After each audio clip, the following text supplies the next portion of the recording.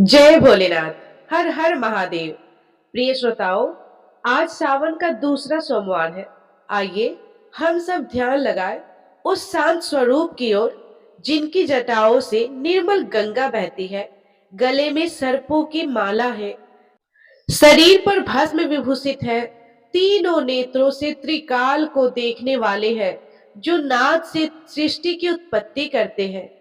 वही है भगवान शिव, और साथ में है करुणा, ममता और शक्ति की साक्षात स्वरूपा माता पार्वती, जिनका स्वरूप कोमल है, हृदय विशाल है, जिनकी मुस्कान में वात्सल्य है और हाथों में वरदान। वे सिंह वाहिनी है, सौंदर्य और संयम की देवी है। शिव की अर्धांगिनी होकर भी इस संपूर्ण सृष्टि की जननी है। हे भोलेनाथ, आपके नाम स्मरण से ही मृत्यु भी जीवन के पर्व बन जाते हैं।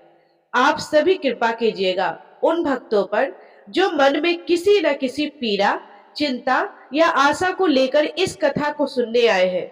माँ पार्वती, आपके आशीर्वाद से ही घरों में सुख, शांति, प्रेम आदि का वास होता है। आप सभी माताओं की रक्षा कीजिएगा, सभी के सुहाग की रक्षा करिएगा और सभी परिवार को अपने वात्सल्य से परिपूर्ण करें। तो आइए सावन सोमवार की कथा का श्रवण करते हैं। पौराणिक कथा के अनुसार अमरावती नगर में एक धनी व्यापारी रहा करता था। दूर दूर तक उसका व्यापार फैला हुआ था। नगर में उस व्यापारी का सभी लोग मान सम्मान करते थे। इतना सब कुछ होने पर भी वह व्यापारी मन से बहुत दुखी था, क्योंकि वह व्यापारी का कोई पुत्र जो नहीं था। दिन रात उसे बस एक ही चिंता सताती रहती थी कि उसके मृत्यु के बाद उसके इतने बड़े व्यापार और धन संपत्ति को कौन संभालेगा। पुत्र प्राप्ति की इच्छा से वह व्यापारी हर सोमवार भगवान शिव की व्रत और पूजा किया करता था। शाम को वह व्यापारी मंदिर में जाकर भगवान शिव के सामने घी की दीपक भी जलाता था। उस व्यापारी की भक्ति देखकर एक दिन देवी पार्वती ने भगवान शिव से कहा, हे प्रभु, यह व्यापारी आपका सच्चा भक्त है। कितने दिनों से ये सोमवार का व्रत और पूजा नियमित कर रहा है। भगवान, आप इसे व्यापारी की मनोकामना को अवश्य पूर्ण करें। अतः भगवान शिव ने मुस्कुराते हुए कहा, हे पार्वती, इस संसार में सबको उसके कर्मों के अनुसार फल की प्राप्ति होती है। प्राणी जैसा कर्म करते हैं उन्हें वैसा ही फल मिलता है। इसके बाद भी देवी पार्वती नहीं मानी। उन्होंने बार बार आग्रह करते हुए कहा, महादेव, हे प्रभु, आपको इस व्यापारी की इच्छा पूरी करनी ही पड़ेगी। ये आपका अन्य भक्त है, हर सोमवार आपका विधिवत पूजा करता है और पूजा अर्चना के बाद आपको भोग लगाकर एक समय ही भोजन भी ग्रहण करता है। आपको इसे पुत्र प्राप्ति का वरदान तो देना ही होगा प्रभु। देवी पार्वती का इतना आग्रह देखकर भगवान शिव ने कहा, देवी, तुम्हारे आग्रह पर मैं इस व्यापारी को पुत्र प्राप्ति का वरदान देता हूँ, लेकिन इसका पुत्र 16 वर्ष से अधिक जीवित नहीं रहेगा। उसी रात भगवान शिव ने स्वप्न में उस व्यापारी को दर्शन देकर उसे पुत्र प्राप्ति का वरदान दिया और उसके पुत्र के 16 वर्ष तक जीवित रहने की बात भी बताई।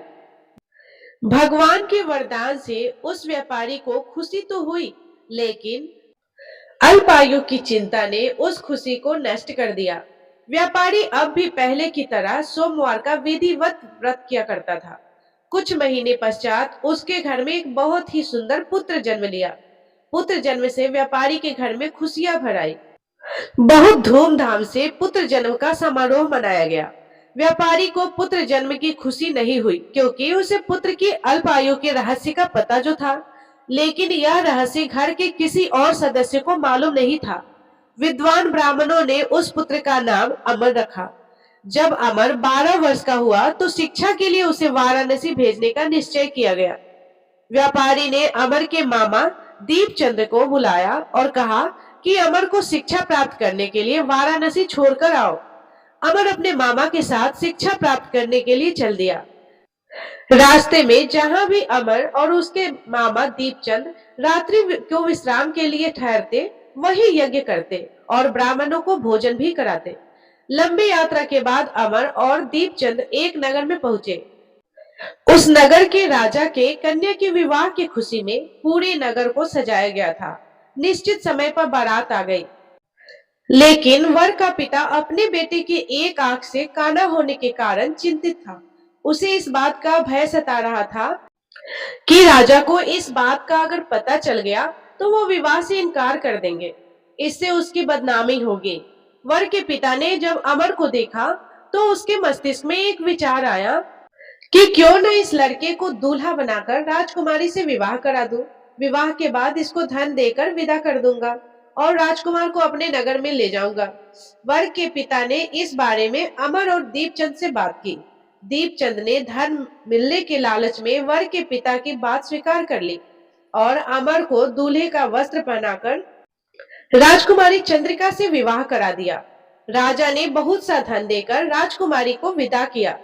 अमर जब लौट रहा था तब वह सच नहीं छुपा सका और उसने राजकुमारी के चुंदरी पर लिख दिया, राजकुमारी चंद्रिका, तुम्हारा विवाह मेरे साथ हुआ था। मैं तो वाराणसी में शिक्षा प्राप्त करने जा रहा हूँ। अब तुम्हें जिस नवयुवक की पत्नी बनकर रहना पड़ेगा वे आंख से काना है।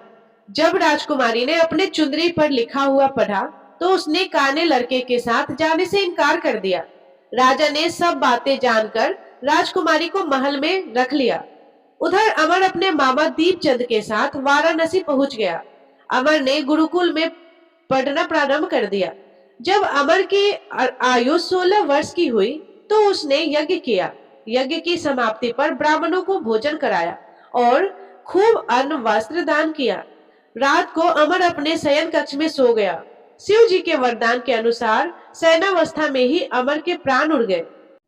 सूर्योदय होने पर जब मामा ने अमर को मृत देखा तो रोने चिल्लाने लगा। आसपास के लोग भी एकत्र होकर दुख प्रकट करने लगे। मामा के रोने विलाप करने से स्वर्ग समीप से गुजरते हुए भगवान शिव और माता पार्वती ने भी सुने। तब माता पार्वती ने भगवान से कहा, प्राणनाथ, मुझसे इसके रोने का स्वर सहन नहीं हो रहा है। आप इस व्यक्ति के कष्ट को अवश्य दूर कीजिए। भगवान शिव ने देवी पार्वती के साथ अदृश्य रूप में जाकर अमर को देखा तो वह पार्वती जी से बोले, देवी, ये तो उसी व्यापारी का पुत्र है जिसे मैंने 16 वर्ष की आयु का वरदान दिया था। आज इसकी आयु तो पूरी हो गई है। देवी पार्वती ने भगवान शिव से फिर निवेदन किया कि हे प्राणनाथ, आप इस लड़के को जीवित कर दीजिए, नहीं तो इस लड़के के माता पिता पुत्र के कारण रो रो कर अपने प्राणों को त्याग देंगे। इसके पिता तो आपका परम भक्त है, वर्षों से सोमवार का व्रत करते हुए आपको भोग लगा रहा है। माता पार्वती के बार बार आग्रह करने पर भगवान शिव ने उस लड़के को जीवित होने का वरदान दे दिया और कुछ ही क्षणों में वह जीवित होकर उठ बैठा। फिर शिक्षा समाप्त करके अमर मामा के साथ अपने नगर की ओर चल दिया। दोनों चलते हुए उसी नगर में पहुंचे जहां अमर का विवाह हुआ था। उस नगर में भी अमर ने यज्ञ का आयोजन किया। समीप से गुजरते हुए नगर के राजा ने यज्ञ का आयोजन देखा। तब राजा ने अमर को तुरंत पहचान लिया। यज्ञ समाप्त होने पर राजा अमर और उसके मामा को महल में ले गया और कुछ दिन उन्हें महल में रखकर बहुत सारा धन देकर राजकुमारी के साथ विदा कर दिया। रास्ते में सुरक्षा के लिए राजा ने बहुत से सैनिकों को भी साथ भेजा। दीपचंद ने नगर में पहुंचते ही एक दूत को घर भेजकर अपने आने की सूचना भेजी। अपने बेटे अमर के वापस आने की सूचना से व्यापारी बहुत प्रसन्न हुआ। व्यापारी ने अपनी पत्नी के साथ स्वयं को एक कमरे में बंद कर रखा था। भूखे प्यासे रहकर वह व्यापारी और उसकी पत्नी कमरे में अपने बेटे की प्रतीक्षा कर रहे थे। उन्होंने प्रतिज्ञा कर रखी थी कि यदि उन्हें अपने बेटे की मृत्यु का समाचार मिला तो वे दोनों भी अपने प्राण त्याग देंगे। अमर अपनी पत्नी और मित्रों के साथ नगर के द्वार पर पहुंच गया। अपने बेटे का विवाह का समाचार सुनकर पुत्र वधू राजकुमारी चंद्रिका को देखकर उसकी खुशी का ठिकाना नहीं रहा। उसी रात भगवान शिव ने व्यापारी के स्वप्न में आकर कहा, हे भक्त, मैंने तेरे सोमवार का व्रत करने और व्रत कथा सुनने से प्रसन्न होकर तेरे पुत्र को लंबी आयु की प्रदान की है। यह सुनकर व्यापारी बहुत प्रसन्न हुआ। सोमवार के व्रत करने से व्यापारी के घर में खुशियां लौट आई। शास्त्रों में लिखा है कि जो स्त्री पुरुष सोमवार का विधिवत व्रत करते हैं और विधिवत कथा सुनते हैं, उसके सभी इच्छाएं महादेव की कृपा से पूरी हो जाती है। हे महादेव, हे माँ पार्वती, जैसे आपने उस व्यापारी के बेटे को दीर्घायु रखा, उसी तरह इस कथा को सुनने, कहते और हुंकार भरने वाले सभी भक्तों पर अपनी कृपा हमेशा बनाए रखना। तो प्रेम से बोलिए शंकर भगवान की जय, माता पार्वती की जय। तो प्रिय श्रोताओं, ये थी सावन सोमवार व्रत की कथा। ये कथा आपको कैसी लगी? अगर अच्छी लगी हो तो वीडियो को लाइक जरूर करें और कमेंट में हर हर महादेव अवश्य लिखिएगा। और यदि आप चैनल पे नए हैं तो चैनल को सब्सक्राइब करना बिल्कुल ना भूलिएगा। जय भोलेनाथ, जय मां पार्वती। धन्यवाद।